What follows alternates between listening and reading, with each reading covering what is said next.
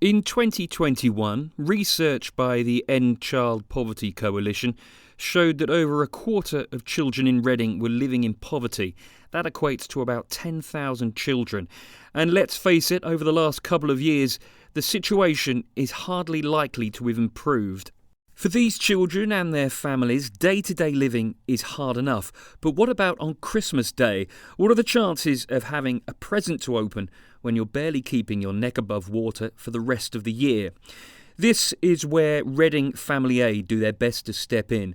This week they're starting their annual toy appeal, asking the people in the town and surrounding districts to donate toys which are given to families who would otherwise not have a gift on Christmas Day.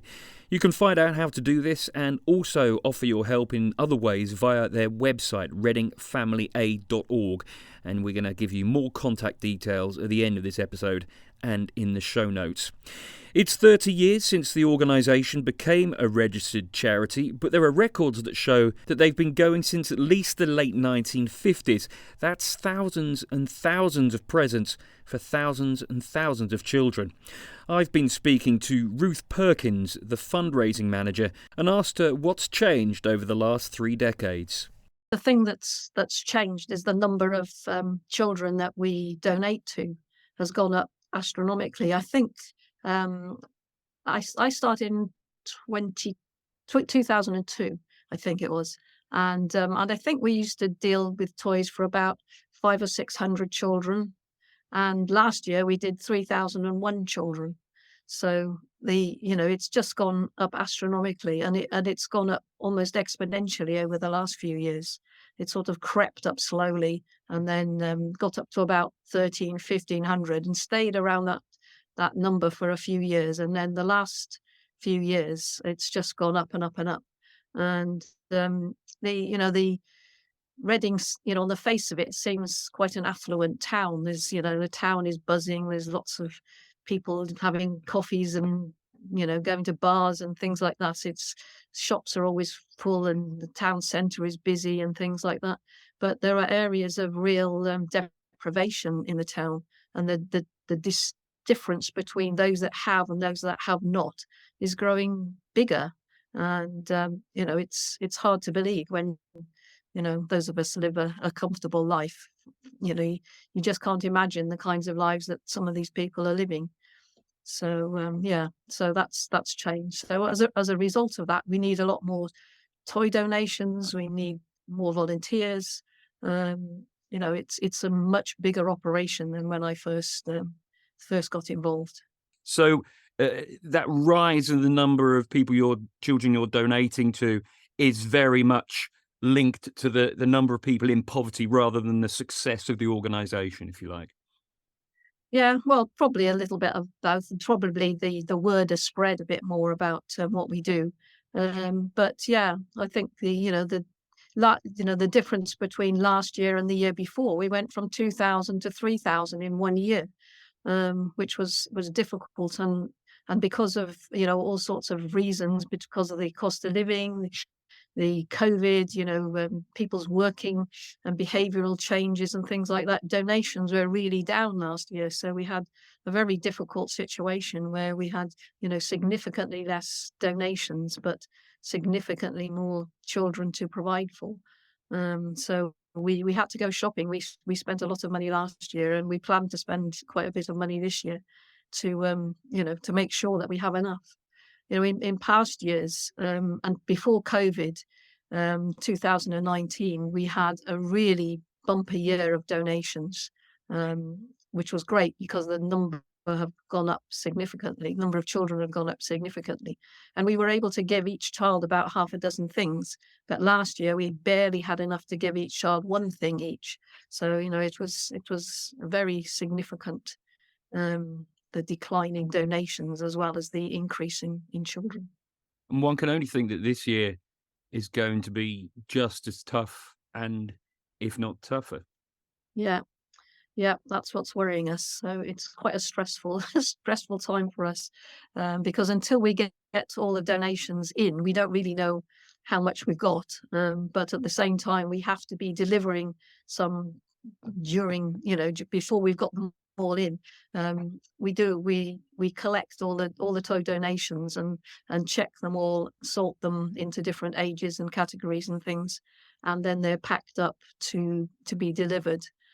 And we do all that process in 1 week. We have the use of a church hall for a week, because we don't have any premises of our own, and so we have to have be delivering before we've got all of the toys in, so we can't sort of make an assessment and then say, right, we can, we've got enough. So it's quite an art to it, deciding how many toys to provide. But we're hopefully increasing our publicity. We recruited some new people to join our team, so we're really putting a lot of emphasis on the publicity of the appeal this year to try and get more people donating. You must have seen some situations over the years that have been quite difficult. Yes, it can be. We do get to hear about some of the families. We do work mostly through third parties, through social workers and other charities and schools and so on. But we do get to hear about individual families. Sometimes we do deliver to individual families as well. Personally, I've delivered. I remember one time delivering to a house, and I knocked the door and there was no answer, and you've got a sack of toys there to deliver. It's difficult. You don't want to really leave it on the doorstep. And eventually, a lady appeared round the corner of the house, sort of looking a bit suspiciously at me, and I think she thought I was a debt collector or something or other. And anyway, when I explained what I was doing there, she just burst into tears, and she said that she was sitting when I knocked the door. She was sitting inside with her head in her hands, wondering what on earth she was going to do about Christmas. She'd got 2 children, and she just couldn't imagine how she was going to be able to buy them anything for Christmas. So, she said I was an angel bringing this sack of toys for them. I've been to places where they've got absolutely nothing in their house or their flat. No carpets on the floor, no curtains on the window, no furniture.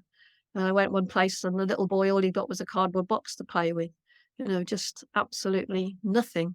They get provided with accommodation sometimes, but there's nothing in it. No furniture, no anything. And people are living like that today in Reading. But they don't have any sheets. They perhaps have a mattress on the floor, and the kids don't have any other clothes other than what they go to school in. They just sleep in those, and it's almost like a third world country, and yet it's in Reading. It's happening here in Reading today. It's very scary. That was Ruth Perkins, fundraising manager for Reading Family Aid. Now the important stuff, how you can help.